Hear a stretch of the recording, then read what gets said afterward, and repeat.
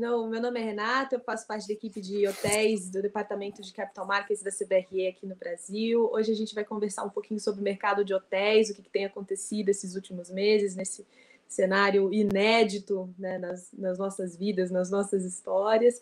Então, hoje eu chamei o meu colega Gilberto, que trabalhou muito tempo com a gente aqui no Brasil e agora está cuidando das coisas lá no Algarve. Então, só me apresentando um pouquinho mais, eu sou formada em hotelaria, né, tenho o meu Master em Marketing, e já trabalho na área de hotéis tem um pouco mais de 10 anos, trabalhando tanto em algumas áreas operacionais como estratégicas em hotéis, trabalhando também com consultoria de investimento há mais de 6 anos, né?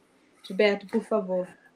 Oi, bom dia a todos. Antes de mais, obrigado pela oportunidade desta conversa com você, Renata, e para todo mundo aí no Brasil. É sempre um gosto. Eu sou, da minha formação de base, é economia. Eu depois fiz uma pós em gestão de ativos imobiliários e avaliações e tenho um mestrado em turismo. No meu percurso profissional, eu trabalhei há uns anos em hotéis, em Lisboa e em Londres, e depois entrei para a Neoturis, onde trabalhei em consultoria em turismo, e depois então o Brasil, na CBRE, de onde saí agora no final de 2020, em conjunto já com a Renata também. E agora estou no Algarve, em Portugal, fazendo as mesmas coisas, quer a parte de consultoria, quer a parte de transações imobiliárias de turísticas. Bom, a nossa ideia é poder passar hoje para todo mundo que está participando com a gente um pouquinho da nossa visão de mercado, o que tem acontecido, né? E o que a gente espera que aconteça em breve, e também depois falar um pouquinho de transações, o que a gente tem visto acontecendo, né? Falando um pouquinho primeiro de mercado, acho que é comum, né, já é conhecimento comum que a nível de taxa de ocupação todos foram afetados, né, independente da localização do mundo. A gente já viu algumas informações que foram literalmente todos os destinos que tiveram algum tipo de restrição. Fosse ficar 100% fechado, fosse restringir a ocupação dos estabelecimentos, né? E isso tem afetado o Brasil, né? Está com uma taxa de ocupação 40% menor, né, do que conseguiu fazer no ano passado, né? Acho que de um certo ponto, né, no acumulado do ano, está 40% menor do que aconteceu no ano passado. O Brasil, de uma certa forma, ainda performou um pouquinho melhor que alguns lugares na Europa, por exemplo, né, que a taxa de ocupação foi 90% afetada, né? O que você acha? Eu acho que todo mundo achou, eu lembro nos primeiros dias da pandemia que todo mundo começou a fazer previsões, aliás, também fizemos aí no Escritório do Brasil, mas todo mundo começou fazendo previsões. Eu acho que a ideia era entender se íamos todos recuperar de uma vez. O que nós estamos vendo aqui na Europa é que parou tudo, a indústria parou totalmente, as medidas dos governos foram muito restritivas e o lockdown foi muito, muito severo, portanto, os hotéis fecharam totalmente. E a recuperação agora, o que está acontecendo é que a recuperação não está sendo tão rápida em alguns destinos, porque estão vendo novos focos, os números voltam a aumentar, as restrições de viagens estão muito fortes, alguns destinos abrem, depois fecham, os ingleses podiam ir para a Espanha, já não podem, estamos à espera que possam vir para Portugal, ainda não conseguimos abrir essa ponte com o Reino Unido, que é um mercado muito, muito relevante para Portugal, em particular para o Algarve, onde eu estou hoje. Mas nas cidades, em Lisboa, está muito duro. Em Lisboa, os hotéis estão praticamente a trabalhar abaixo dos 20%, 10%, 15%, os que estão abertos, porque muitos dos hotéis ainda se encontram fechados. Então, está muito complicado. Está muito complicado. Sim. Aqui também a gente teve um momento, acho que a parte mais difícil foi abril, no mercado hoteleiro aqui no Brasil. Acho que justamente por ter sido logo no início da pandemia, as coisas por aqui fecharam em meados de março, e acho que por muitas dúvidas, para as pessoas não saberem exatamente o que ia acontecer, como se comportar, abril foi o período mais difícil, né? Mas hoje a gente já está em aí mais de 70% dos hotéis do país reabertos, e o que eu acho interessante, por um lado, é que alguns a gente já sabe que não vão mais reabrir, né? Que ainda mais se são hotéis mais antigos, com mais de 10 anos, que não tiveram reinvestimentos significativos ao longo dos últimos tempos, né? Então, hotéis que já estão com uma infraestrutura um pouco mais defasada, não necessariamente hotéis ruins, né? Estão alguns com localizações bem interessantes, mas que não conseguiram se atualizar com a velocidade da tecnologia e das necessidades dos hóspedes hoje. Então. Eu acho que, e aí no Brasil, eu acho que ainda soma outro fator, que também tem a ver com o ciclo da própria indústria, não é? Não em todos os destinos, mas nós vínhamos de um ciclo que tinha sido feito muita oferta, tinha vindo muitos hotéis com problemas localizados muito difíceis, como Belo Horizonte, como no Rio de Janeiro, com toda a oferta que veio para o mercado no último tempo, que estava em recuperação, não é? Tínhamos sofrido esse efeito, estávamos a começar a recuperar para a demanda ir absorvendo essa oferta nova, portanto agora ainda fica mais sensível, não é? Portanto é normal que o mercado ajuste e que alguns hotéis não abram, eu diria que é até desejável aqueles que conseguirem entregar, ter outras saídas, até eu creio que já está havendo alguns movimentos, Renata, aí do Brasil, de alguns hotéis terem as saídas para outros mercados, certo? Sim, isso tem acontecido bem forte aqui. A gente tem visto tanto a demanda, principalmente por mudança de uso, né? Um tema até legislativo que tem sido muito forte em alguns municípios, né? A poder mudar de uso, um uso comercial para um uso residencial. E aí a gente tem visto demanda não só para transformar hotéis em residenciais, mas também alguns escritórios para residenciais, também ou até alguns outros usos. Né, os nossos departamentos todos estão trabalhando com esses cenários também, isso é bem interessante, né? Que por mais que a hotelaria seja o mais afetado e pela infraestrutura do prédio colaborar para uma eventual mudança de uso, né? A hotelaria já tem toda a infraestrutura de esgoto, de água, diferente de um prédio de escritórios, que muitas vezes tem o ar-condicionado central, mas isso não é tão relevante para todos os outros usos, né? E aí você vai transformar um prédio de escritórios num prédio residencial, é muito mais difícil pelo investimento que você precisa ter para a mudança da infraestrutura do prédio. Mas o que eu ia comentar agora era que agora no mês de agosto a gente tem tido um sentimento muito positivo por parte dos hoteleiros, né? Então agora a gente já tem mais de 70% dos hotéis abertos no país, a gente já tem visto uma procura muito maior, né? E principalmente pelo turismo de lazer, que é o que a gente também tem visto em outros lugares do mundo, né? Principalmente em destinos próximos de grandes capitais, né? Então o pessoal quer sair da capital, quer sair de casa e ir para o interior. Então a gente pega algumas cidades, né?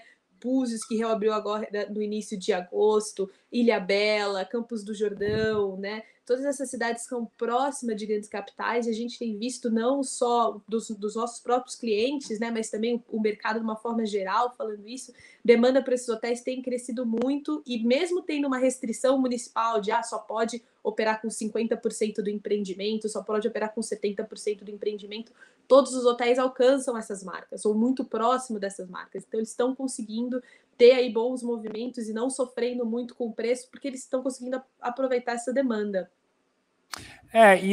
O que eu noto aqui, por exemplo, eu estou no Algarve, que é um destino de lazer, de verão, muito sazonal, e nós estamos em plena época alta, que este ano não está tão alta.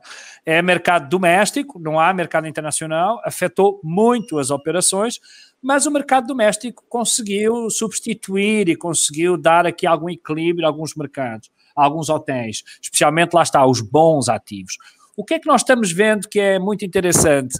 Mal começou mal começou o verão e os efeitos da pandemia, começámos a ver uma maior demanda por parte dos investidores, ainda não, mas pelo menos a querer estar perto, a querer acompanhar a evolução do mercado em busca de oportunidades, que é normal que surjam nestas circunstâncias. Muitos hotéis não têm, os proprietários não têm capacidade financeira para colocar o capex que precisam para melhorar os seus produtos, e agora é o momento onde o mercado se move, a propriedade muda de mãos, é onde há compra, o mercado tem que mexer perante esta situação, vai ter que haver movimentos. E o que embora ainda não haja propriamente ativos a serem colocados no mercado a desconto, ainda não estamos nessa fase, mas o que nós prevemos aqui é que no início do próximo ano, entre o primeiro e o segundo trimestre, que é quando terminam os apoios do Estado e as moratórias de créditos bancários, que vai haver, sim, um movimento de produtos do mercado para alguns investidores então entrarem e encontrarem boas oportunidades. Como é que você está vendo isso aí, esta área no Brasil, Renata? A gente tem tido uma demanda muito grande por ativos distressed. Pessoal querendo comprar pelo valor da dívida, pelo menor valor possível, o melhor ativo pelo menor Todo valor mundo. possível. É o ideal, Todo mundo né? quer distress. Eu nunca vi ninguém que não quisesse distress. Exatamente.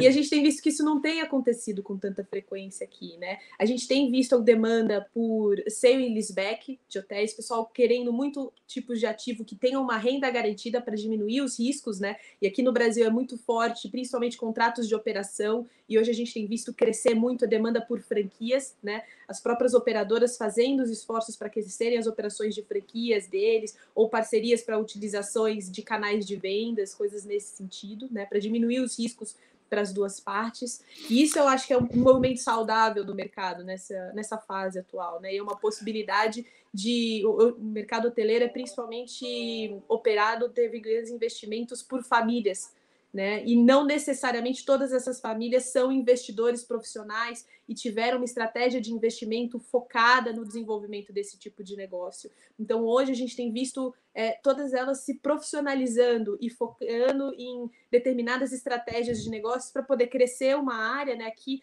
a gente não tem tanto grandes famílias investindo em diversas regiões do país, mas a gente tem famílias investindo dentro de uma determinada região em vários segmentos de negócio, né? Seja hotel, industrial, energia e assim por diante. Então a gente tem visto esse tipo de ativo aparecendo. Isso é muito bacana.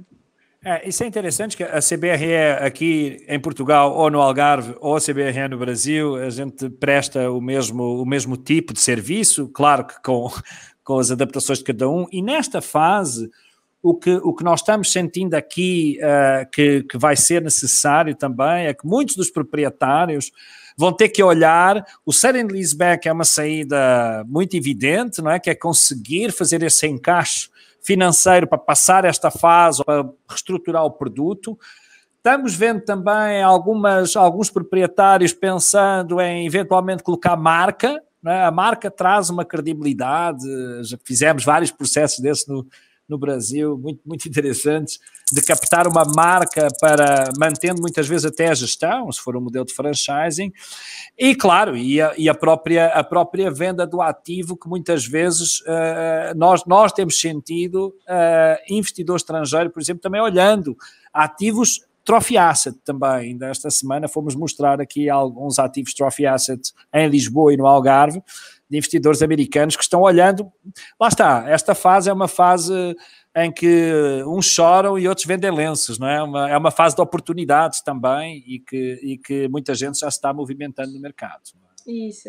A gente tem sentido aqui também os investidores locais um pouco mais reticentes no sentido de analisar com mais cautela, analisar claro. coisas muito bem localizadas, mas a gente tem visto uma demanda internacional olhando muito forte para o Brasil, né? E tanto que a gente não faz mais nenhum material em português aqui. Eu não faço mais, eu só falo inglês, eu só faço material em inglês, porque eu sei que se eu fizer em português vai ser um retrabalho depois traduzir, porque a gente vai ter que mandar coisa lá para fora. Então isso tem sido muito bacana, assim, a gente e as pessoas, óbvio, estão procurando bons ativos em localizações que eles vão poder reposicionar e trazer marcas novas para o Brasil. A gente tem visto isso, né? Muitas vezes eles olhando hotéis que têm já algum tipo de operação e eles também estruturando, poxa, como que eu posso introduzir a minha marca, como que eu posso trazer coisas novas para cá, ou como que eu posso crescer marcas que já estão aqui para novas regiões do país. Isso a gente tem visto e tem sido muito bacana, tem sido uns trabalhos muito bons que a gente tem feito para poder ajudar o hoteleiro e os investidores a sair bem dessa situação como um todo, né? A gente tem, eu sempre falo para as pessoas que no meu objetivo não é deixar ninguém desempregado, né? Quando a gente for fazer uma transação ou algo do tipo, é para poder ajudar as pessoas a tomarem novos rumos e fazer coisas novas nos negócios delas, né? E a gente tem conseguido fazer isso atualmente, isso é muito bacana. Gilberto, acho que nosso tempo já está terminando. Queria agradecer a sua presença. Espero que esse seja o primeiro de muitos vídeos que a gente possa fazer junto. É sempre um prazer poder conversar com você sobre esse mercado. Você sempre me ensina muito. Muito obrigada por ter tido esse tempo com a gente. Muito obrigado pelo convite, é sempre um prazer estar com vocês, a saudade já é muita, eu espero que a pandemia passe rápido para eu poder estar aí de novo um pouco com vocês e estarmos juntos. Um abraço a todos, obrigado. Muito obrigada, boa tarde.